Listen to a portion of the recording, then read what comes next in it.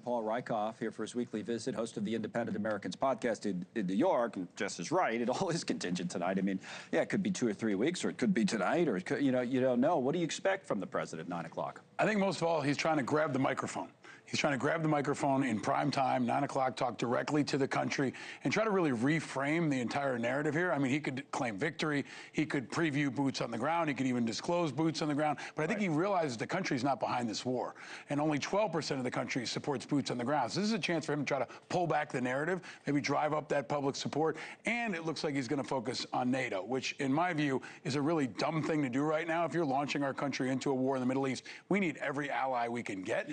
And if you push away NATO partners, you're going to lose airspace, you're going to lose support, and I think ultimately that would put our troops in more danger. Yeah, he's hinting that he could try to either talk about or even try to pull out of NATO. I think he would need Congress technically to do that, but, for practical purposes, he could do it. He could move troops out of Europe and things like that. I mean, that would be some move after all these years. Yeah, I mean, we're in a bar fight in the Middle East, and we need everybody by our side that we can get. The Italians have already refused American aircraft to go through their airspace. The Spanish have done the same. So that limits our options. It limits our resources, limits the number of airfields we can use. And, there's Article 5, which we also, might want to introduce if America is attacked. So it would really isolate us. I think it would be a victory for Putin. It would hurt the Ukrainians. And at the end of the day, I think it would make the world more dangerous for American troops and more dangerous for America. We need every friend we can get right now, and now is not the time to be pushing people away. You mentioned the backdrop of the president's approval. I think that is at least part of it, no doubt, right? So on the Telestrator, I'm looking at the approval of his handling of Iran, and this is just his people, right? Either quote-unquote MAGA supporters or just Republicans in general. And at the back end of both of these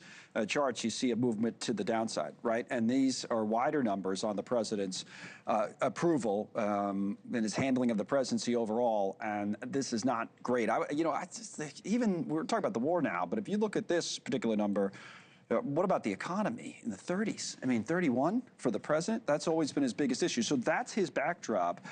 It looks to me like the best way to change that, just politically, is to try to move beyond this. Do you think that's what the goal is tonight, try to get beyond this war? He always wants to flood the zone, right? He always wants to tell his story regardless of the reality on the ground. He can show all the blow-up videos he wants, and Hegseth can talk till he's blue in the face, but the reality is gas is $4 a gallon, and people see that every time they go to fill up their tanks. That's why he's getting hurt on the economy. That's why people are pushing back. And there's a lot of folks in the MAGA base that feel like he lied. He said no regime change wars. He said no overseas wars. He said no wasting money overseas when we can invest it at home. And you're seeing critical voices in the MAGA base, Republican leaders ranging from Steve Bannon to Megyn Kelly to Sean Ryan, the influential podcaster, saying they're done, they've had enough, and they will not support this war. That's why he's got real problems in his base, but he may not care, Connell. I don't think he cares about public opinion. He's all gas, no brakes, and he says he wants to continue, and has even already got his eyes on Cuba. So I don't know if public opinion is really going to matter when it comes to whether or not he decides to engage further. It'll matter for Republicans in the midterms, that's for sure. Now, in terms of meeting expectations, if you just try to declare victory, which is a possibility here, whether it's tonight or in the coming days. Day one of this said he wanted to prevent Iran from getting a nuke, destroy their missile capabilities, destroy the Navy, and even defund and dismantle terrorism through the proxies. What type of a grade would you give on whether you can come in and say mission accomplished? Incomplete. This is very early in what's going on there, and even if today he decided to pull everything out tomorrow, there's no putting a lid back on this.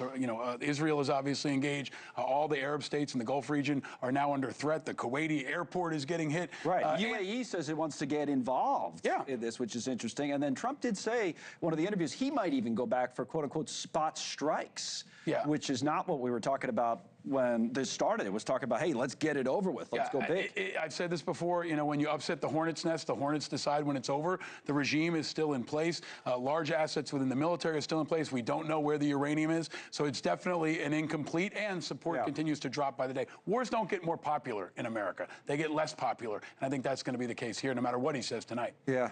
All of that said, as I said at the top of the hour, at least we got these astronauts. Amazing moment for America. Well, actually, we'll talk about, I was actually thinking about it earlier, and I talk about this later in the show, but the 60s were a turbulent time, and the space program brought the country together. I don't know if we go that far this time, but maybe, we could use something positive. Yeah, we need a positive face to the world. We need inspirational heroes. My kids are excited. I think kids across this country are excited about this, and it shows what America can do if we all work together and literally shoot for the stars. Thank you, Paul. We'll see you next week, Paul Rieckhoff. And